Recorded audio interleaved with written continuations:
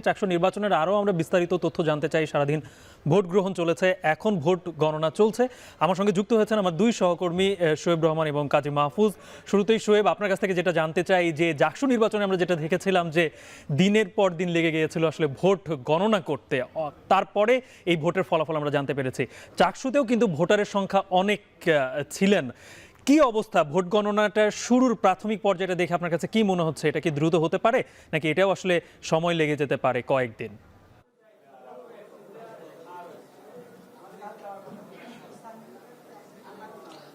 Ghalib, vote গ্রহণ শেষে যে গণনার প্রক্রিয়া, সেই গণনার প্রক্রিয়া শুরু হয়েছে।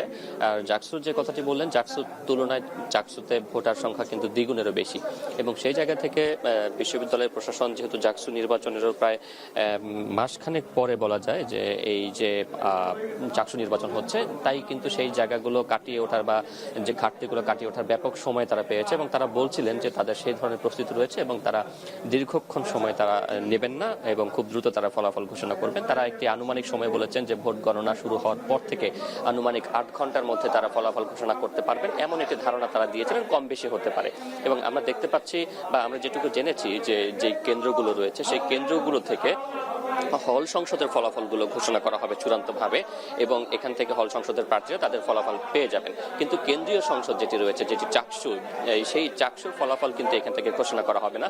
এখানে এই ফলাফলগুলো গণনার পরে সেগুলো একটি বিশেষ প্যাকেটে করে কঠোর নিরাপত্তার মাধ্যমে সেগুলোকে যে কেন্দ্রীয় গণনার জন্য যে স্থানটি নির্ধারণ করা হয়েছে বিবিএ অনুষদের অডিটোরিয়াম, সেইখানে পাঠানো হবে, এবং সেখানে কিন্তু এই যে চাকসুর যে ব্যালট পেপারগুলো রয়েছে সেগুলো কিন্তু সেখানে গণনা হবে। এবং গণনার ক্ষেত্রে যাতে করে কোনো ধরনের সংশয় সন্দেহ না থাকে, সেই জন্য 2 ধাপে তারা এই ব্যালটগুলো গণনার কথা বলছেন। এবং প্রথম ধাপে যে ভেন্ডর রয়েছেন, যারা এখানে ব্যালট রিডার মেশিন সাপ্লাই করেছেন, তারা গণনা করবেন, এবং এর পাশাপাশি বিশ্ববিদ্যালয়ের যে নিজস্ব আইসিটি সেল রয়েছে তারাও কিন্তু এই বিষয়টি গণনা করবেন, এবং এই 2 গণনা যখন একসঙ্গে ম্যাচ করবে তখনই সেটিকে তারা চূড়ান্তভাবে ভোট গণনার বা ফলাফল হিসেবে কিন্তু তারা ধরে নেবেন। এর বাইরের একটু খবর, ভোট গণনার বাইরের একটু খবর জানাতে চাই যে সারাদিন আসলে ভোট গণনা চলেছে, ভোট গ্রহণ চলেছে, এবং ভোট গ্রহণ শেষে যখন আসলে শেষ মুহূর্তে এসে আমরা দেখেছি কিছুটা উত্তপ্ত পরিস্থিতি তৈরি হয় কয়েকটি ভোট কেন্দ্রের বাইরে, এবং এখন যতই বেলা গড়াচ্ছে বা ভোট গণনার সময় যতই ঘনিয়ে আসছে বা যতই ভোট গণনার সময় গড়াচ্ছে, ততই কিন্তু বিভিন্ন দিক থেকে নানান ধরনের অভিযোগ আসতে শুরু করেছে। কেন্দ্রগুলোর বাইরে উত্তেজনা তৈরি হয়েছে। এরই মধ্যে একটি প্যানেল তাদের কিন্তু ভোট বর্জনের ঘোষণা দিয়েছে। স্বতন্ত্র একজন প্রার্থী তিনি ছাত্রদলের বিরুদ্ধে মারধরের অভিযোগ এনেছেন। আরো কয়েকটি প্যানেল কিন্তু সংবাদ সম্মেলন করে নানান অভিযোগ এনেছেন। অর্থাৎ বেলা যত গড়াচ্ছে বা ভোট গণনার কার্যক্রম যত এগোচ্ছে, ততই কিন্তু অভিযোগের সংখ্যা বা বিশৃঙ্খলা কেন্দ্রের সামনে উত্তেজনা, সেই ঘটনাগুলো কিন্তু বাড়ছে। গালিব, শোয়েব, আমরা কাজী মাহফুজের কাছ থেকে আরো কিছু তথ্য জানতে চাই। মাহফুজ, যেটি শিবির সমর্থিত প্যানেল সংবাদ সম্মেলন করে অভিযোগ করেছিল যে ছাত্র দলের বহিরাগতদের নিয়ে এসে একটা মব সৃষ্টির চেষ্টা করেছিল ক্যাম্পাসে। আপনি তো ক্যাম্পাস প্রাঙ্গণে আছেন, এরকম কোনো কিছুকে আপনার নজরে পড়েছিল কিনা? সাথে আইন শৃঙ্খলা পরিস্থিতি কেমন দেখছেন? আর যারা শিক্ষার্থী রয়েছে তাদের মধ্যে এখন ভোটের ফলাফল জানার যে উচ্ছ্বাসটা, সেটা কেমন দেখছেন?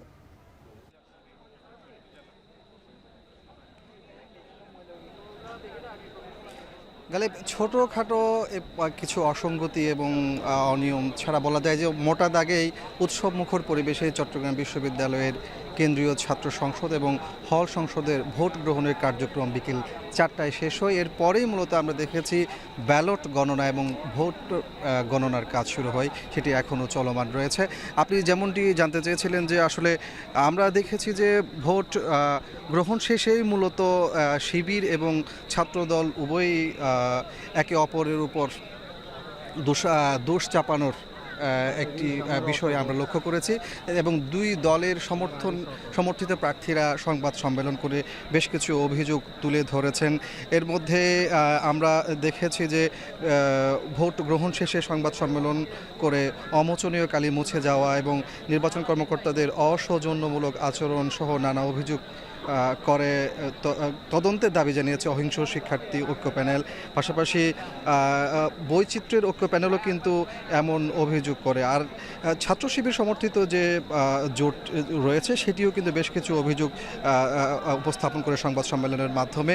তারা যেমনটি বলছিলেন যে বিভিন্ন জায়গাতে ছাত্রদল সমর্থিত প্যানেলের সব কর্মী সমর্থকরা এবং যারা প্রার্থী রয়েছেন তারা মব সৃষ্টির একটু চেষ্টা করেছেন।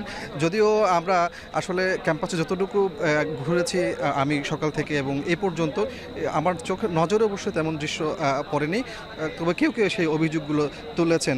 এছাড়া ছাত্রদলের পক্ষ থেকেও কিন্তু এমন অভিযোগ তোলা হয়েছে শিবিরের বিরুদ্ধে। তবে আমরা এখন দেখতে পাচ্ছি যে শিক্ষার্থীরা তাদের ভোট দেওয়ার পর মূলত ভোট গণনার যে কার্যক্রম সেটি চলছে এবং শিক্ষার্থীরা ভোটের রেজাল্টের অপেক্ষায় রয়েছেন এবং তাদের পছন্দের যে প্রার্থীকে তারা ভোট দিয়েছেন সেই প্রার্থী বিজয়ী হলে পরে তাদের প্রত্যাশা পূরণ হবে এমন আশা নিয়ে কিন্তু তারা অপেক্ষা করছেন ফলাফলের। এবং নির্বাচন কর্মকর্তারা জানিয়েছেন যে 5 থেকে 6 ঘন্টা পর অর্থাৎ ভোট গ্রহণ শেষে যে 5-6 ঘন্টার মধ্যে তারা ফলাফল প্রকাশ করবেন। তো এই ছিল আমার কাছে চট্টগ্রাম বিশ্ববিদ্যালয়ের শহীদ মিনার চত্বর থেকে শিক্ষার্থীদের ভোটের ফলাফলের অপেক্ষার সবশেষ।